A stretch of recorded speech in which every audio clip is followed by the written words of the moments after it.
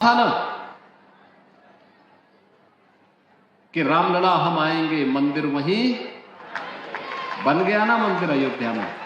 कोई संदेह है?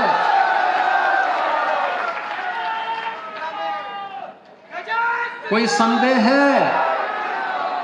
और हम आज फिर इस बात को कह रहे हैं कि कयामत के दिन तक भी कभी, कयामत का दिन तो कभी आना ही नहीं है, और इसलिए बाबरी ढांचे का पुनर्निर्माण कभी होना ही नहीं है।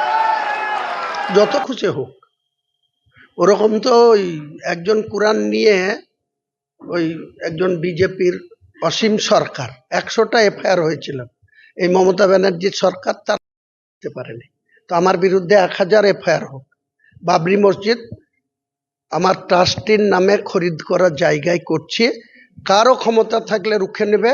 আমার সন্তান হলে আমি সাদ্দাম নাম রাখবো, না বাবর নাম রাখবো, না হুমায়ুন নাম রাখবো, না শাহজাহান রাখবো, এটা আমার বিষয়।